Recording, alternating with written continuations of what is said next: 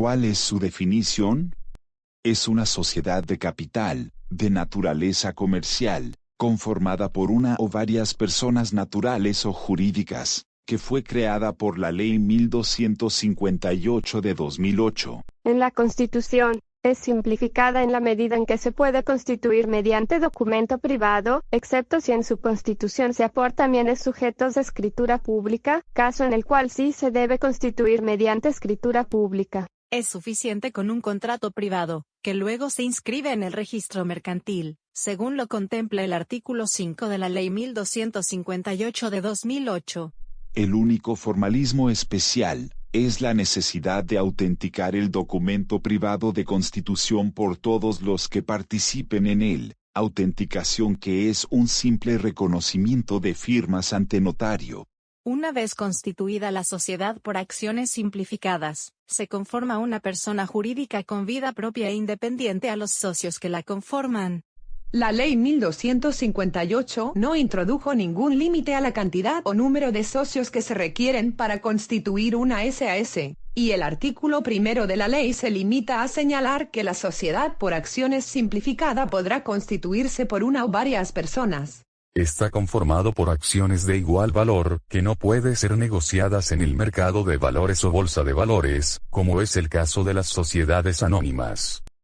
Se puede hacer en la forma en que lo acuerden quienes la constituyen, pues no está sujeta a los límites que impone el Código de Comercio para otro tipo de sociedades. El artículo 9 de la Ley 1258 de 2008 lo único que impone es un límite de 2 años de plazo para el pago de las acciones, de manera que los socios tienen amplia libertad para acordar la suscripción y pago de las acciones. Acciones privilegiadas, acciones con dividendo preferencial y sin derecho a voto, acciones con dividendo fijo anual, acciones de pago. Las SAS no se pueden negociar en bolsa, pero el artículo 13 de la Ley 1258 prevé que los socios pueden incluir una serie de restricciones en la negociabilidad de las acciones, las cuales se hacen en los estatutos, donde podrá estipularse la prohibición de negociar las acciones emitidas por la sociedad o alguna de sus clases, siempre que la vigencia de la restricción no exceda del término de 10 años, contados a partir de la emisión. La Ley 1258 de 2008 no impuso la obligación a las SAS de crear una reserva legal en su patrimonio, solo dependerá de lo que dispongan los estatutos, y se sujetará a las reglas que cada una fije.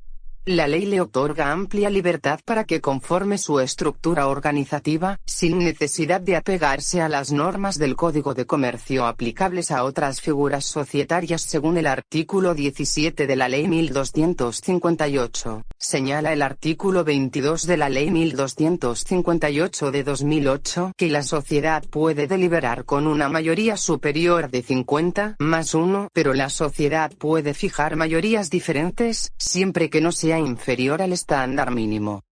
La ley no obliga a que las sociedades por acciones simplificadas elijan una junta directiva, de manera que será optativa, y en tal caso debe constar en los estatutos respectivos. Ante la ausencia de la junta directiva, las funciones que normalmente competen a ésta serán ejercidas por el representante legal.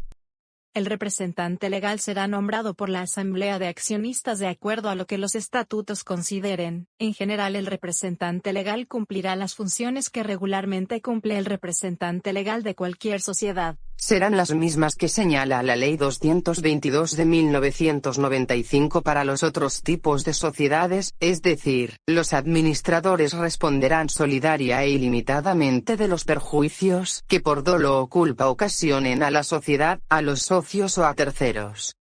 Responden hasta por el monto de sus respectivos aportes. No obstante, esa limitación de la responsabilidad al monto de los aportes desaparece si hay fraude a la ley o perjuicio de terceros. Aquí los accionistas y los administradores que hubieren realizado, participado o facilitado los actos defraudatorios, están sometidas a la vigilancia de la Superintendencia de Sociedades.